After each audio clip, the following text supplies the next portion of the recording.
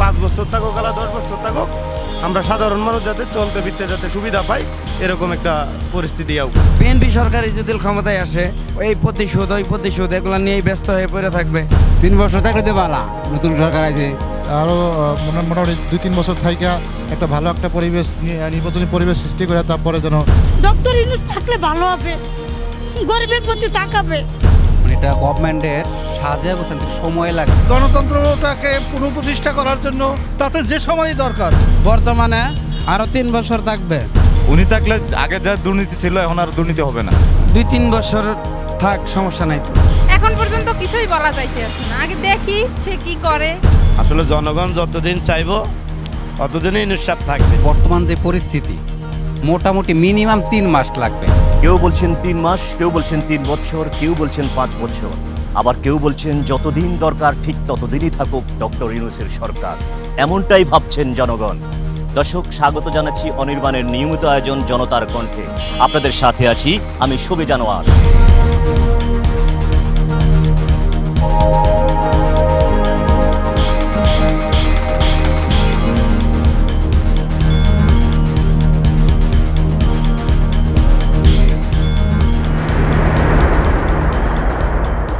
আমাদের আজকের বিষয় অন্তর্বর্তীকালীন সরকারের মেয়াদ কতদিন চায় জনগণ। দেশের যে এখন বর্তমান যে অবস্থা, আমার মনে হয় উনি আরও মোটামুটি 2-3 বছর থাইকা একটা ভালো একটা পরিবেশ নির্বাচনী পরিবেশ সৃষ্টি করে তারপরে যেন উনি নির্বাচন দেয়, এটাই মনে হয় বেটার আর কি।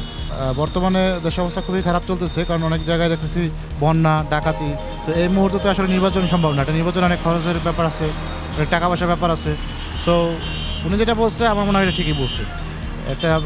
একটা দীর্ঘ সময় থেকে একটা নির্বাচনী পরিবেশ সৃষ্টি করে তারপর যেন নির্বাচন দেওয়া হয়। 3 বছর থাকলে তো ভালো, নতুন সরকার আছে 3 বছরে তাও গেলা তাই আমরা সুবিধা বেশি, ভালো সুবিধা। আমরা গাড়ি ঘুরে চালাইতে পারতেছি, চলতে পারতেছি, রিক্সা চালাই আমি।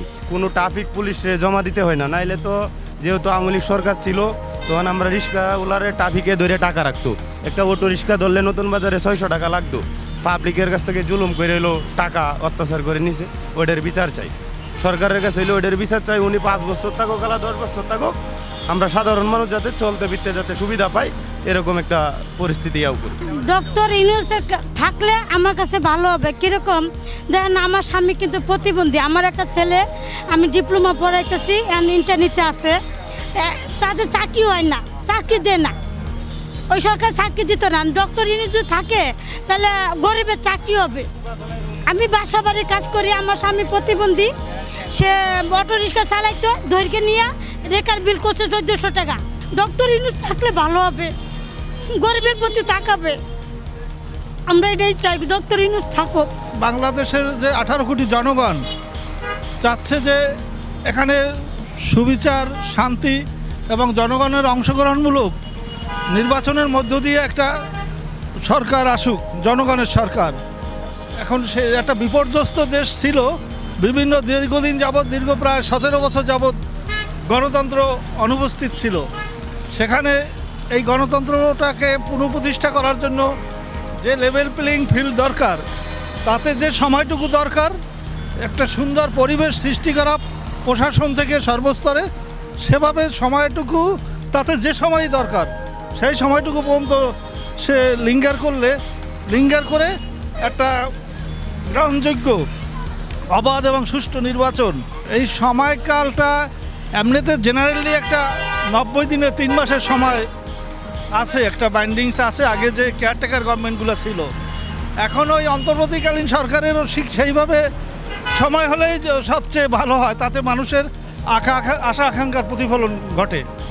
3 মাসের সময় হলেই ভালো হয়, কারণ অনেক সময় দীর্ঘ সময় হইলে সে লেন্দি করলে সেও অনেক তার আবার হয়ে যায়, সেখানে স্বেচ্ছাচারী হয়ে যাওয়া বা তার রাষ্ট্রের প্রতি লোভ বা মোহ হয়ে যেতে পারে। এই জন্য সময়টাকে একটা পারফেক্ট সময়, একটা উপযুক্ত সময়ের মধ্যেই নির্বাচনটা হলে সবচেয়ে। আমি 3 মাস, আমি একটা নাগরিক, ক্ষুদ্র মানুষ, একটা মানে সুনির্দিষ্ট সময়ের কথা বলবো, সেটা সেই সময় হয়তো সে লেভেল প্লেইং ফিল্ডটা নাও হতে পারে। এই জন্য যদি তারপরও 2-1 মাস বেশি দরকার হয়, তারপরও যদি একটা সুষ্ঠু, অবাধ এবং নিরপেক্ষ নির্বাচন, অংশগ্রহণমূলক নির্বাচন জাতিকে উপহার দিয়ে তারা বাই দিয়ে চলে গেলে সেটাই হবে সবচেয়ে দেশ ও জাতির জন্য মঙ্গল। সরকার এখন বর্তমানে যে রানিংয়ে আছে হেউই থাকবে আরও সর্বোচ্চ 3 বছর। তারপরে দেখা গেছে অন্য কোনো একটা কিছু নিবে দায়িত্ব। বর্তমানে আরও 3 বছর থাকবে, ভালো হবে দেশের লেগা। উনি অন্তত 3 বছর থাকলে সব কিছুর নিয়ন্ত্রণ নিয়ে চলে আসবে। উনি থাকলে যেরকম ধরেন এখন স্বাভাবিকভাবে সব কিছু নিয়ন্ত্রণে চলে আসতেছে, আরও আস্তে আস্তে আসবে। এত দুর্নীতি এখন আর চলবে না। আগে যে দুর্নীতি ছিল এখন আর দুর্নীতি হবে না, এটা আশা করা যায়। এখন কোনো চাঁদা দেওয়া লাগে না, কোনো হকাররা কোনো চায় না, পয়সা কাউকে দেয় না। অন্তর্বর্তীকালীন সরকার যদি দেশের জন্য যদি ভালো কিছু করে দেখাইতে পারে তাহলে 2-3 বছর থাক, সমস্যা নাই তো। বেশি থাকলে অসুবিধা কি, আপনার নির্বাচিত সরকার যদি এখন আসে, এখন যে বর্তমানের অবস্থা, কারণ দেশ তো এখন অনেক ঋণ হয়ে গেছে। এই ঋণ আইসে সেরে যে নির্বাচিত সরকার আইসে সেরে যে আপনার আইসে দেশটারে দাঁড় করা, এরকম আর্থিক অবস্থা নিয়ে ঋণ শোধ করা, এরকম জনগণের পাশে দাঁড়ানো, এরকম তো নাও করতে পারে। তারা তো মনে করেন যে এই যে 15-16 বছর থেকে তারা কোনো ক্ষমতায় নাই। দেখা গেছে যে বিএনপি সরকারই যদি ক্ষমতায় আসে, 16-17 বছর থেকে তারা কোনো ক্ষমতায় নেই। তারা আসে আপনার এই প্রতিশোধ, ওই প্রতিশোধ, এগুলো নিয়েই ব্যস্ত হয়ে পড়ে থাকবে। হয়তো বা দেশের উন্নতি আপনার 5 বছরে কোনো কিছু নাও হইতে পারে। অন্তর্বর্তীকালীন সরকার যেহেতু আসছে, তার তো কোনো চাহিদা নাই। উনি তো নিজেই বলছে যে জনগণ যদি আমাকে চায় তাহলে থাকবো। উনি তো আর জোর করে থাকতে চাচ্ছে না। এখন পর্যন্ত কিছুই বলা যাইতে আছে না। আগে দেখি সে কি করে, তারপর বিবেচনা করা যাবে যে তাকে রাখা হবে নাকি হবে না। জনগণ যেটা চায় ওইটাই করা উচিত। যে ভালো করবে তারই আমরা চাই, ঠিক আছে? আসলে জনগণ যতদিন চাইবো ততদিনই নিঃশ্বাস থাকবে, ঠিক আছে?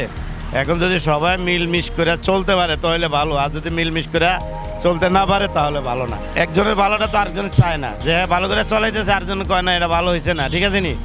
যদি সংঘর্ষ না হয়, সংঘাত না করে তাহলে ভালো। বিএনপি হেরো খারাপ, এরা না আসুক, আর জনে বলে না আমরা নতুন দল জামায়াত, ওনার সাথেও আমরা চলাফেরা করি। আসলে এক একজনের এক একটা সুযোগ দেওয়া উচিত। বিগত সরকার যা করছে, দুর্নীতি খারাপ ভালো, এগুলো আর সামনে আমরা আশা করি আর হবে না।